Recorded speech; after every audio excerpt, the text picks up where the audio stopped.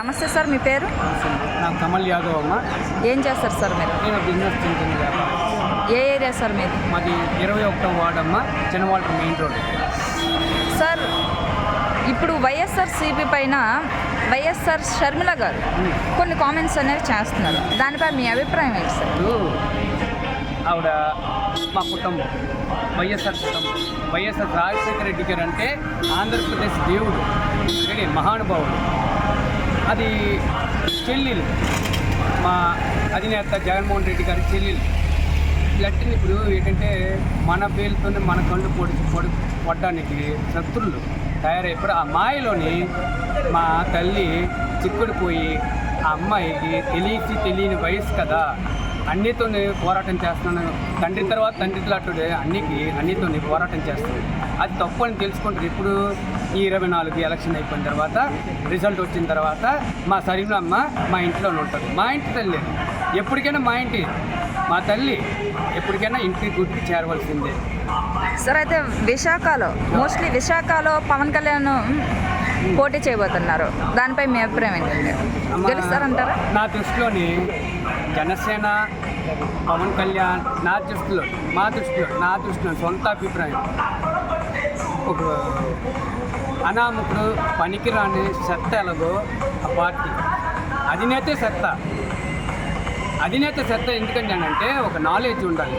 నేను BBA చదువుకున్నాను, మెడ్రాస్ యూనివర్సిటీలో చదువుకున్నాను. నేను చెప్పగలను, నా సర్టిఫికేట్ ఉంది. ఎక్కడైనా సరే నాకు తెలిసి MPC, BPC, CEC అన్నీ చదివిన ఒక్కడనే చూశాను. రాష్ట్రం మొత్తం కాదు, లోకం మొత్తాన్ని. ఇన్ని మళ్ళీ IAS అంటాడు, IPS అంటాడు, డాక్టర్ అంటాడు. ఒక దగ్గరికి వెళ్తాడు, ఏంటి పెరుగునంత తింటాడు, నీకు న్యాయం చేస్తాడు అంటాడు. ఇక్కడికి వెళ్తాడు, ప్యాకేజ్ తీసుకుంటాడు.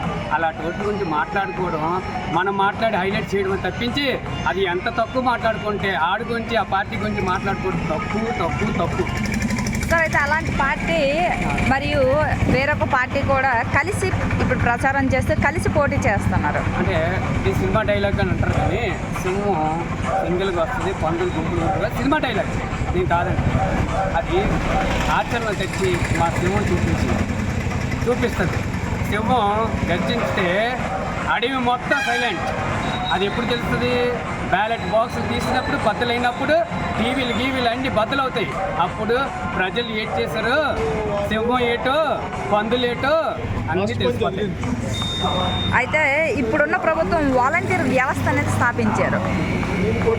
ఇది దేశంలో ఎప్పుడు ఎక్కడా లేదు.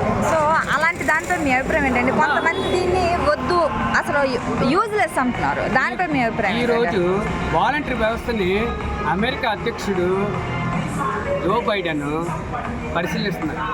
వాలంటీర్ సిస్టమ్ ఉండడం వల్ల కొన్ని కోట్ల ప్రాణాలని, ఆంధ్రప్రదేశ్ ప్రాణాలని కాపాడారు. వాలంటీర్ సిస్టమ్ అనేది అత్యవసరం. ఎందుకంటే ఎప్పుడు తెలిసింది అనుకున్నారు, దేవుడు అని ఉన్నారు కదా, రాజశేఖర రెడ్డి దేవుడు బయట నుంచి జీవిస్తున్నాడు, అండగా ఉంటాడు మన జగన్మోహన్ రెడ్డికి.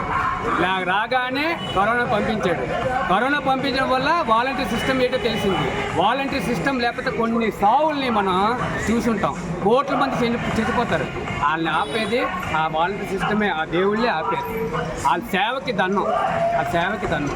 అయితే ఇప్పుడు కొన్ని సంక్షేమాలు అనేవి జరుగుతున్నాయి ఆంధ్రప్రదేశ్లో.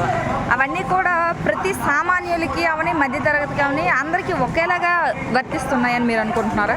చూడమ్మా, అరగతున్నోళ్ళకి నా ఇంట్లోనే అమ్మఒడి వచ్చిందమ్మా, డోక్రా మహిళలమ్మా. అమ్మఒడి వల్ల నేను కొన్ని వ్యాపారాలు చిదిగిపోయి నష్టపోయి రోడ్డు పాలు అయిపోతే నన్ను ఆదుకుంది మా అన్న జగన్మోహన్ రెడ్డి. ఆ పథకాలు ఆదుకుంది. మా అమ్మాయి ఇప్పుడు బీకామ్ కంప్లీట్ అయిపోయి వాళ్ళ MBA చేస్తుందంటే ఆ దేవుడు పెట్టిన పథకం నన్ను కాపాడి. లేకపోతే నా చుట్టం చూడలేదు, మా తండ్రి చూడలేదు, మా అత్తవాళ్ళు చూడలేదు, ఎవరు చూడలేదు. మా ఫ్రెండ్స్ అందరూ డబ్బులు ఉన్నప్పుడు వచ్చారు, డబ్బులు లేనప్పుడు వదిలేశారు. నన్ను ఆదుకుంది ఆ దేవుడే.